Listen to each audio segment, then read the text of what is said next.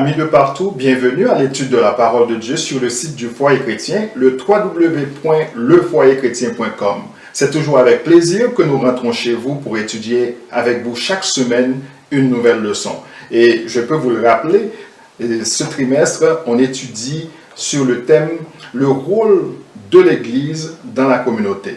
Et aujourd'hui, nous allons étudier ensemble la leçon 11 qui a pour titre « Yahushua leur dit « Suivez-moi ». Comme vous le voyez, nous sommes en présence de notre frère Hébert Edmond qui est avec nous pour résumer cette leçon. Malheureusement, notre frère le docteur Michel n'est pas là, mais il sera avec nous la semaine prochaine pour étudier la leçon 12. Mais en attendant, nous allons jouir de ces moments avec notre frère Hébert Edmond. Comment a été votre semaine? Je peux dire que ma semaine, en dépit du fait qu'elle a été très occupée, bousculée, mais par la grâce de Dieu, elle a été superbe. Je suis encore en vie, je n'ai pas été malade. Je donne gloire à Dieu. Et comment a été votre semaine, Pierre? Ma semaine a été bien également. On peut dire qu'on voit de l'amélioration de la santé de Martine. Ça me fait plaisir de voir que mon épouse se porte mieux et tout le monde va bien. Et nous pouvons dire gloire à Dieu. C'est pourquoi votre visage est si rayonnant. Oui, alors oui, c'est ma moitié. Hein, en tout cas. Il semble que Martine a beaucoup plus que moitié, mon cher. Ouais. En tout cas, avant de répondre à l'unique question que nous avons, et même avant de prier, nous aimerions saluer notre frère le docteur Michel, qui n'est pas avec nous, comme je l'ai dit au début de la présentation. Il est de passage à Montréal. On veut le souhaiter aussi toutes nos sympathies parce que je pense que c'est à la fin de cette semaine que l'être cher, disons, un membre de la famille va être enterré. Et le père de sa cousine, voilà. Qui a payé un tribut à la terre et dont les restes vont être mis en terre au cours de la fin de cette semaine, comme vous l'avez dit. Oui, c'est ça. Qu'est-ce qu'il y a dans l'actualité cette semaine? Bon, je crois qu'il y a eu beaucoup d'activités qui ont eu lieu à travers le monde, mais pour nous autres qui vivons au Canada, l'actualité, le point mire de la semaine a été la visite de notre Premier ministre, du Premier ministre Justin Trudeau en Chine, qui a été très bien accueilli. Et remarquez qu'à chaque fois qu'on parle de sa visite, on a mentionné son père. Du reste, il a été là où son père aussi avait visité, qu'il a connu de succès. On peut dire que sa visite a été couronnée de succès parce que non seulement les Canadiens en général sont contents, je pense, mais les Albertains en particulier sont contents parce que le prix de l'huile de canola qui allait connaître une certaine diminution en matière de son prix sur le marché international, mais grâce aux négociations du Premier ministre, donc on a pu remarquer que le prix est resté stable. Pour l'instant, les Albertains ne vont pas perdre en matière de prix. Je crois que c'est une nouvelle pour eux réjouissante. Merci. Bon, avant de commencer le débat, est-ce que vous pouvez nous conduire dans la prière? Et certainement, on s'incline. Notre Père et notre Dieu, nous nous approchons de toi par la foi en ce moment, par la prière, alors que nous allons ouvrir les oracles sacrés. Nous te prions dans ton amour d'illuminer notre entendement afin que nous comprenions cette leçon et que nous puissions la partager avec nos amis. Permets qu'après l'avoir étudiée, cette leçon continue de nous servir de boussole jusqu'à ce que nous soyons introduits là-haut dans la maison du Père.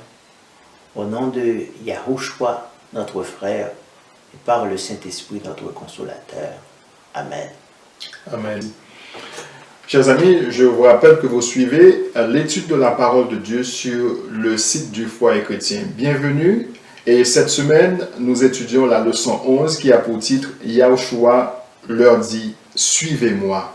Mais en attendant, est-ce qu'on peut répondre à une et l'unique question que nous avons cette semaine? Cette question nous vient de Kelly Despeigne, qui est en Floride. Il est un auditeur disons, passionné de l'étude de la parole de Dieu, sa question, il dit qu'il est un peu confus. Il est un peu confus parce que les adventistes qualifient les autres dénominations de protestants. Et lui qui est un nouveau baptisé, il ne sait pas dans quelle catégorie qu'il doit se situer, ici les protestants ou bien les adventistes. J'imagine que c'est ça qu'il veut demander.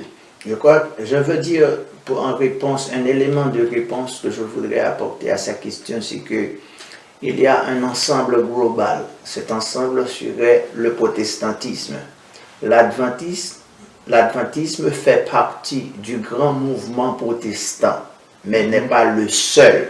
Donc on peut dire, en tant qu'adventiste du 7e jour, et si on va dans les statistiques, on verra le travail qu'ont réalisé les adventistes à cette échelle, mais les adventistes font partie du mouvement protestant, en sorte que notre frère qui est un néophyte, qui vient de faire l'expérience du baptême, il devient aussi un protestant parce qu'il proteste contre un certain ordre établi. Donc, je voudrais que cela soit clair, tant soit peu pour lui. Il devient aussi un protestant parce qu'il va protester contre ce qui est mauvais. Alors, disons, une petite parenthèse, parce que vraiment, les adventistes appellent les autres protestants. Protestants, c'est comme si les adventistes ne sont pas des protestants. C'est peut-être parce qu'ils ne font pas l'histoire et ne savent pas ce que ça veut dire être protestant. Ou bien c'est une connotation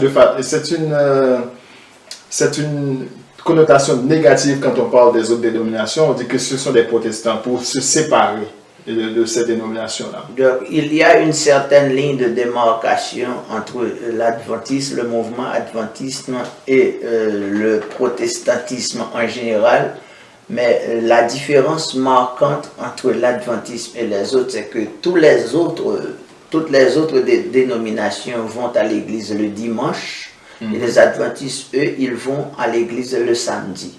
Je crois que le point de démarcation, c'est le sabbat, le 4e commandement. Souviens-toi du jour du repos pour le sanctifier. C'est là à peu près la différence la plus marquante. Oui, la différence la plus marquante, sans oublier les autres, comme par exemple la consommation de la viande de porc. Donc ça va faire partie de notre système de diète, de notre régime alimentaire. Mais le point le plus important, car il y a d'autres personnes qui font partie du mouvement protestant qui ne consomment pas, par exemple, la viande de porc parce qu'ils savent que c'est nuisible, c'est néfaste à la santé. Pour raison de santé, ils ne consomment pas cette viande. Et il y a aussi d'autres viandes, par exemple les poissons qui n'ont pas ni d'écailles ou de nageoires, etc. Donc la Bible est claire en ce qui a trait au régime alimentaire et l'expérience d'une diète saine, d'un régime alimentaire sain. Ceux-là qui en ont fait l'expérience savent à quoi s'atteler. Et de toute façon, j'espère que notre frère Kelly des Peignes est satisfait de la réponse. Et s'il n'est pas satisfait, il peut toujours continuer à interagir avec nous. Nous n'avons pas la prétention de toujours apporter satisfaction aux questions. Néanmoins, nous nous efforcions d'apporter des éléments de réponse au nom de l'objectivité et au nom de la probité intellectuelle. Puisque nous sommes des chercheurs, nous n'avons pas une réponse finie, nous l'avons toujours dit dans ces micros, et nous croyons que nous allons continuer nos démarches dans ce sillage et nous invitons nos amis à en faire de même. Très bien. Et le verset mémorisé, mon frère, nous le trouvons dans Jean 10, 5. Elles ne suivront point un étranger, mais elles fuiront loin de lui parce qu'elles ne connaissent pas la voix des étrangers. C'est le Christ qui parlait. Dites-nous dans quel contexte le Christ avait prononcé ces paroles. Le Christ était avec ses enfants, un groupe de ses adorateurs, un groupe de ses disciples. Et le Christ, il porte aussi le nom de bon berger. Et en tant que bon berger, il donne sa vie pour ses brebis. Et tous ceux-là qui répondent à son appel deviennent des brebis faisant partie de son pâturage. Et dans un contexte beaucoup plus large, s'il faut parler de la profession de berger, c'est une profession très difficile.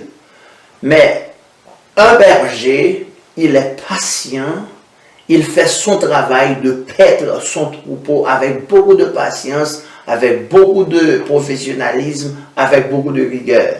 Et les brebis, à leur tour, obéissent à la voix de leur berger. Elles connaissent la voix de ce berger. Elles le suivent. Et s'il y a une qui arrive à faire l'expérience de l'égarement, il va aller à sa recherche pour pouvoir la ramener au bercail, la ramener au pâturage. Et je crois que c'est de cela dont il est question. Et en tant que berger, il passe par la porte principale. Les brebis aussi passent par la porte principale. Si quelqu'un veut faire irruption dans ce pâturage ou dans cette bergerie, et en passant par une autre porte, il fait l'œuvre d'un brigand.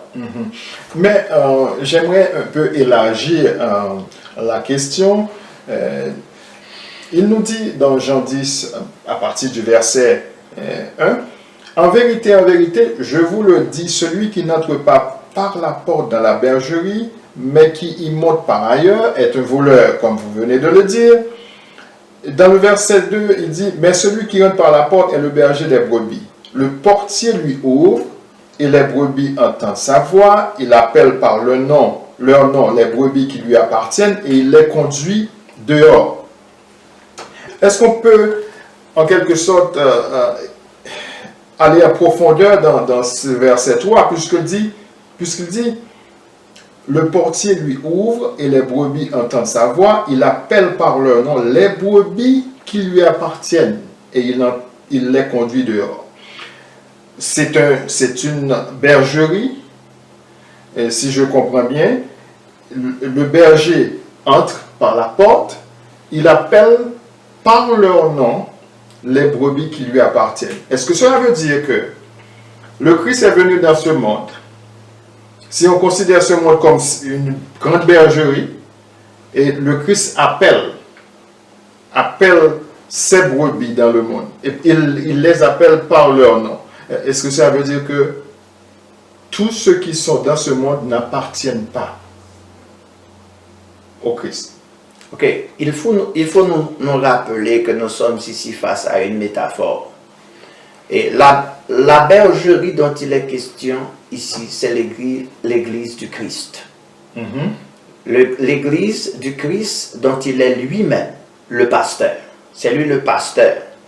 Du reste, en Jean chapitre 14 et le verset 6, il est dit, « Je suis le chemin, la vérité et la vie. » Que l'on parle ici de porte ou de chemin, cela reviendrait au même. Le Christ est venu mourir pour tous. Mais il y en a qui vont choisir de répondre à son appel et il y en a qui choisiront de ne pas répondre à son appel. Mais ceux-là qui répondent à son appel, ils deviennent brebis de sa bergerie.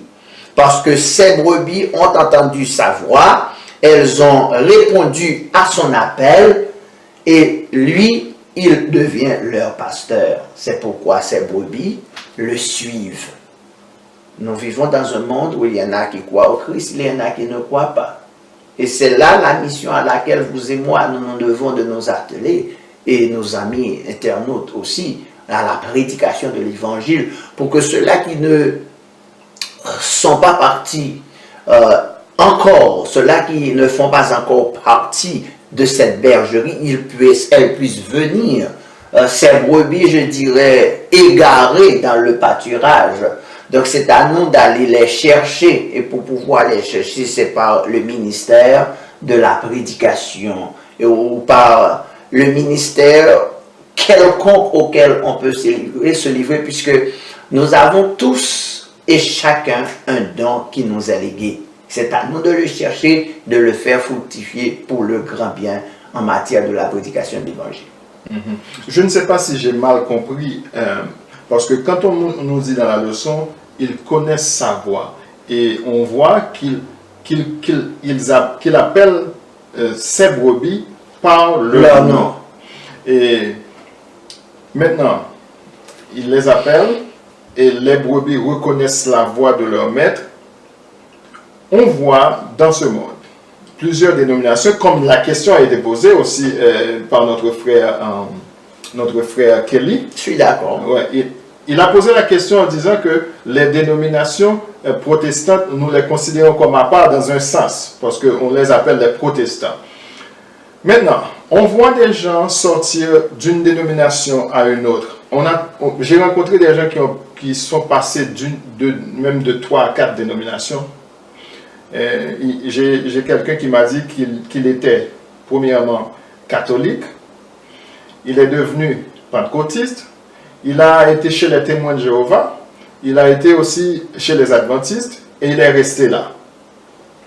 Et est-ce que cela veut dire que c'est toujours les brebis de ce berger qui font le tour, qui sont dans le monde, qui font le tour de cette dénomination? À une personne de ce genre, je présenterai des félicitations parce que c'est quelqu'un qui a agi en tant qu'un béréen. Le béréen, qu'est-ce qu'il fait? Il sonde les Écritures, il scrute la parole afin de pouvoir découvrir la vérité.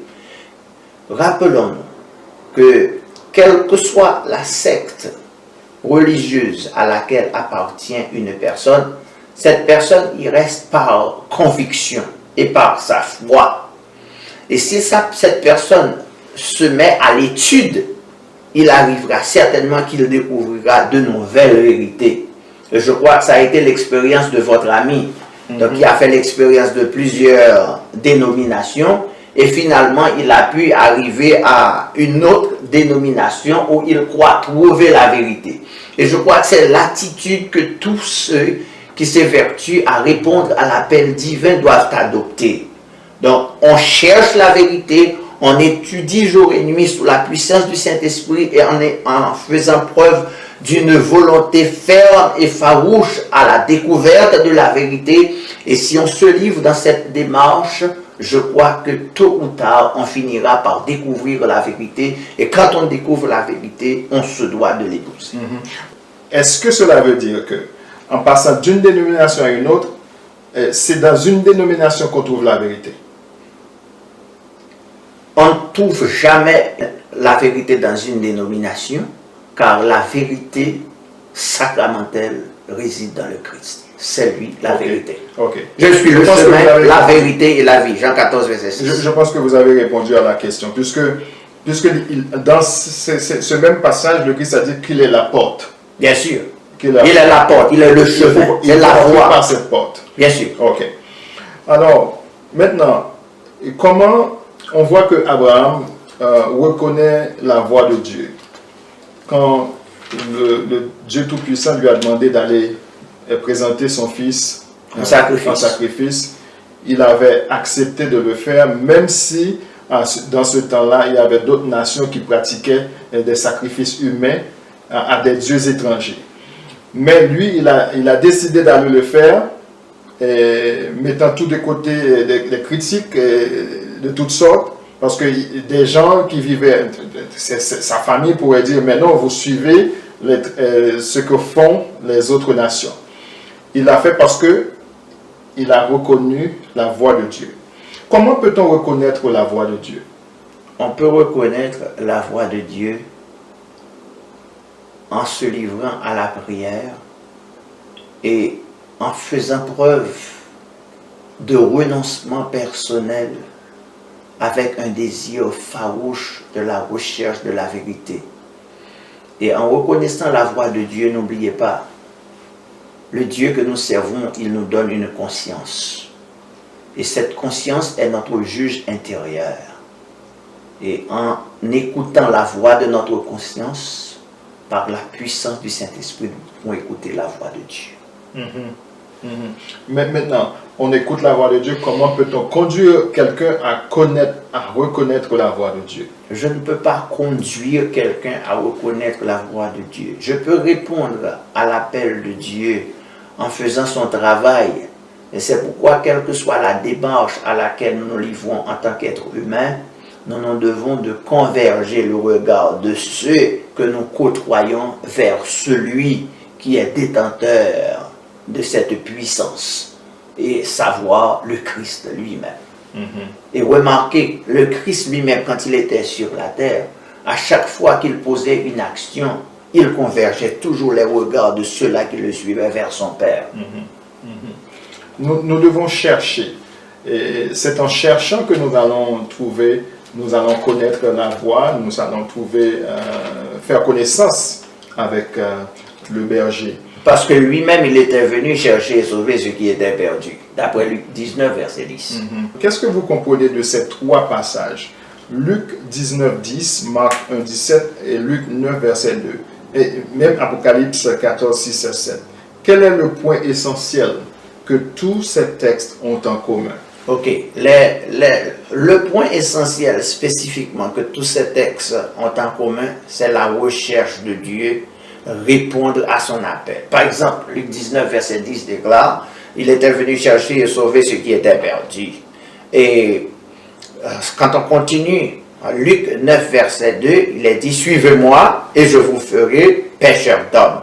Et quand il est question, et le Christ, qu'est-ce qu'il faisait? Il envoya les hommes prêcher, il les envoya prêcher le royaume de Dieu, mais aussi il les envoya guérir aussi des malades. Et en Apocalypse 14, versets 6 et 7, qui est un verset, je dirais, l'un des versets cheval de bataille de la dénomination à laquelle nous appartenons, je vis un autre ange qui volait par le milieu du ciel ayant un évangile éternel pour l'annoncer aux habitants de la terre, à toute nation, à toute tribu, à tout peuple. Et je crois que ce verset, c'est une résonance du grand mandat évangélique conseillé en Matthieu 28, les versets 18 à 20, qui est dit « Toute autorité m'a été donnée dans les cieux et sur la terre. Allez, faites de toutes les nations des disciples, les baptisant au nom du Père, du Fils et du Saint-Esprit, et enseignez-leur à observer tout ce que je vous ai prescrit. Et voici, je suis avec vous tous les jours jusqu'à la fin du monde. » En tant que chrétiens, quand nous répondons à l'appel du Christ, nous devons de nous atteler à la prédication de l'Évangile. Et Matthieu 24, verset 14 est clair.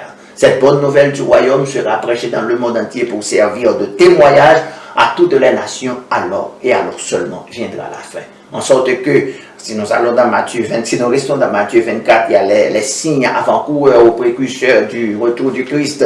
Dans le temps, on savait parler de rumeurs de guerre, mais nous vivons en pleine période de guerre. Et les guerres ne vont pas terminer aujourd'hui.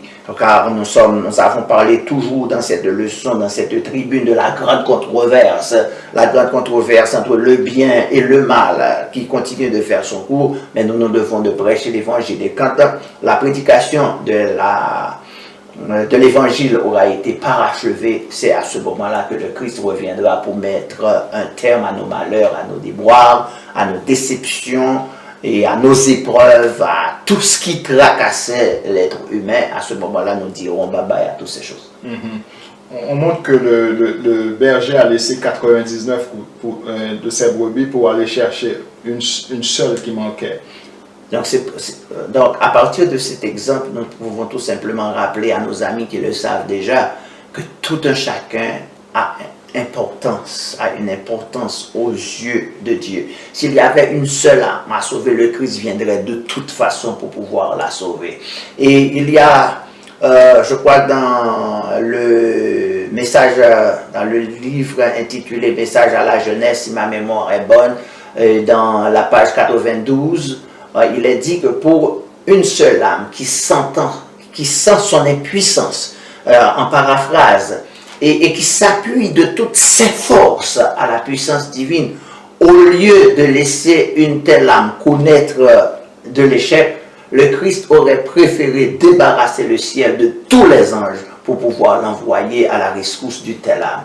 Donc, en tant qu'être humain, nous avons de l'importance aux yeux de Dieu. Nous sommes tous des égaux parmi les égaux, car aux yeux de Dieu, il n'existe pas de personne qui soit plus grande qu'une autre.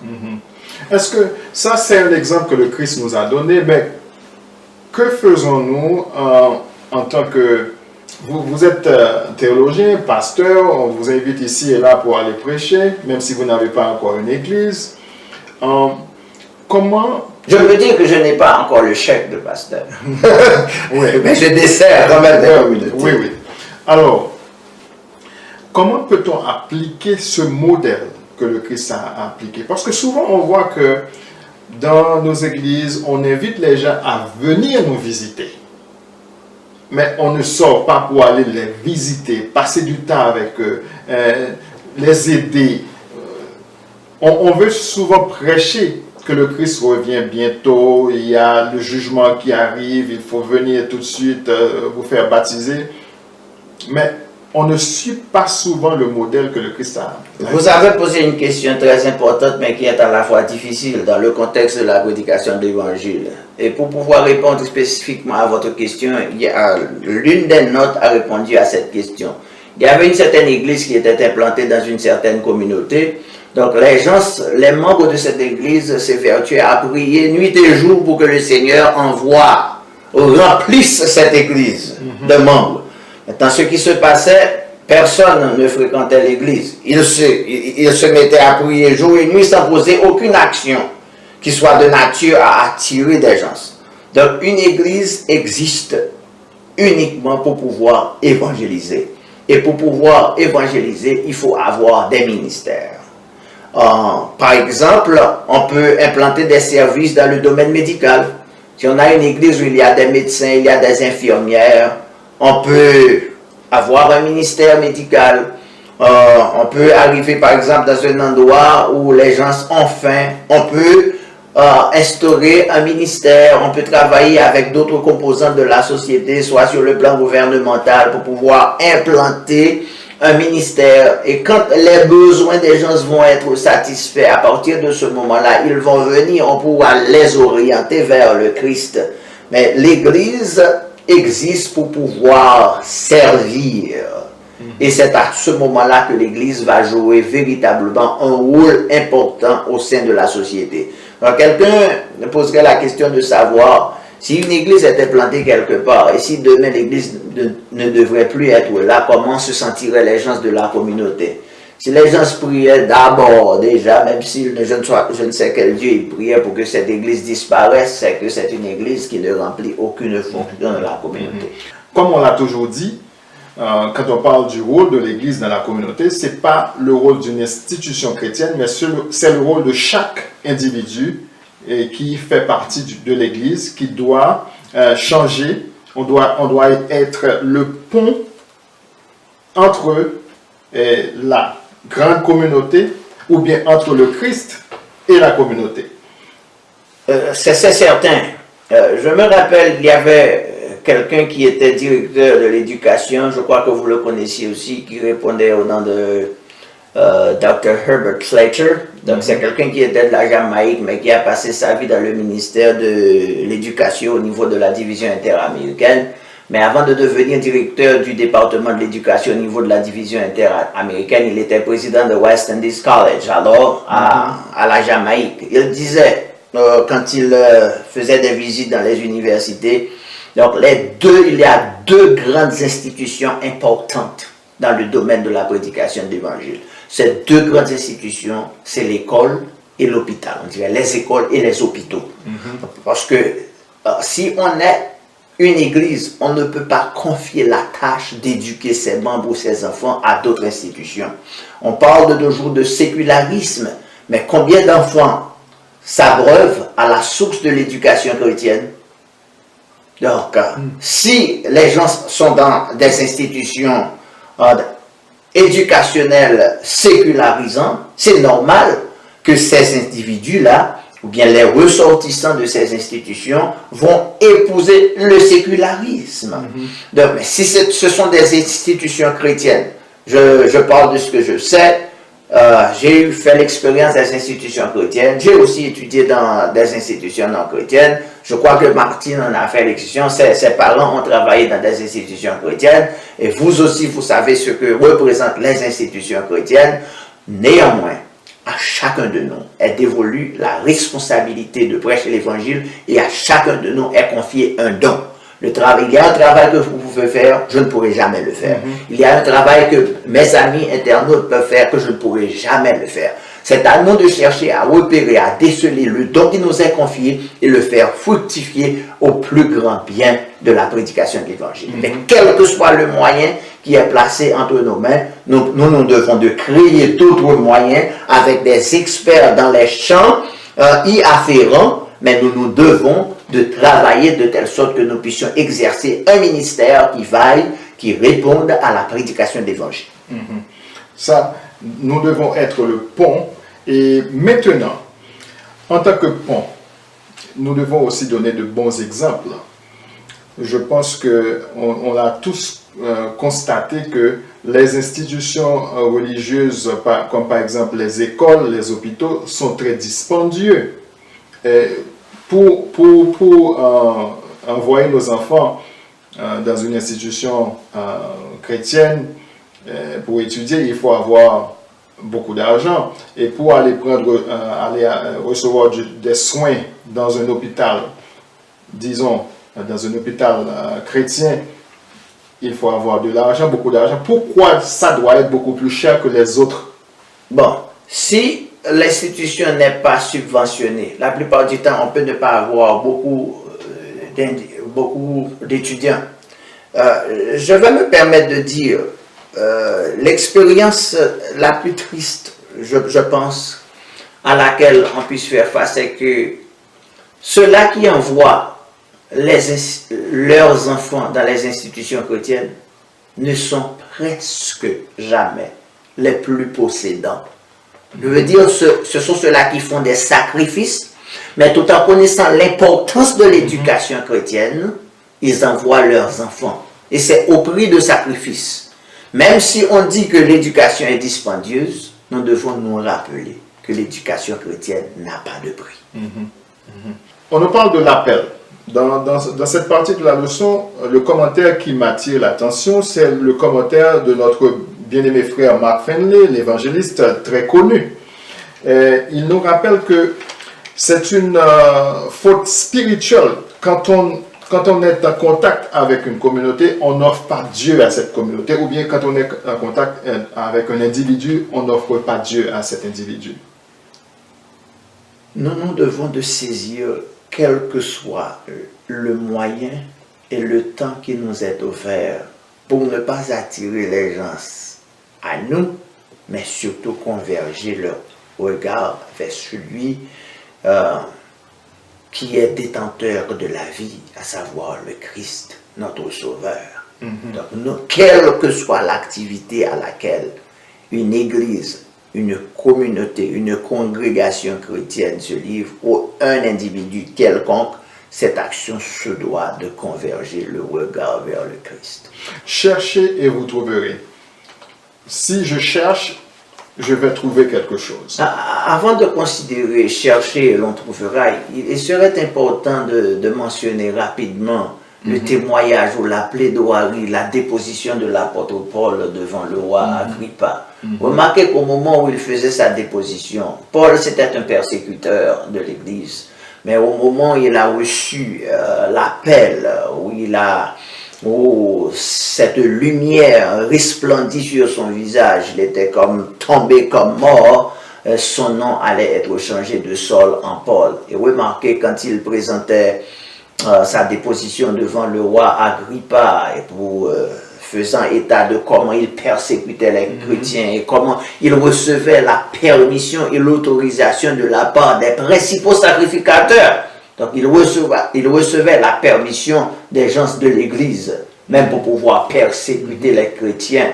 Et à partir de ce moment, il en est devenu défenseur.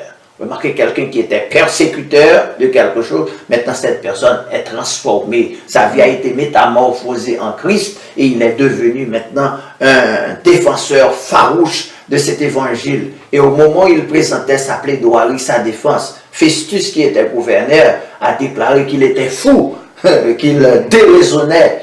Mais quand il présentait sa plaidoirie devant le roi Agrippa lui disait, est-ce que tu veux, maintenant que je devienne chrétienne, il a dit, non seulement toi, mais tous ceux-là qui m'écoutent, et qu'ils deviennent comme moi, à l'exception d'être dans les liens, à l'exception d'avoir été emprisonné. Il voulait qu'il épouse l'évangile. C'est beau, j'aime cette partie.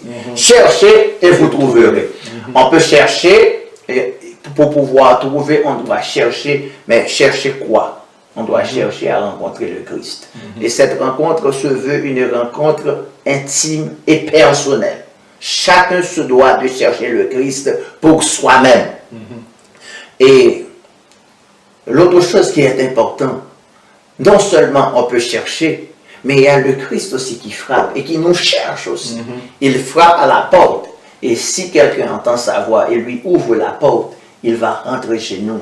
Et il va nous recevoir. Et nous continuerons de faire route avec lui. Vous pensez dans le cas de Paul, il ne cherchait pas ou bien il cherchait le Christ? Le Christ qui était à sa porte. Je pensais que c'est le Christ qui l'a cherché parce que quand la lumière a resplendi sur lui, c'est à ce moment-là, il était comme, oh, il ne savait pas. Et c'est à ce moment-là, le Christ lui a dit, je suis celui que tu persécutes.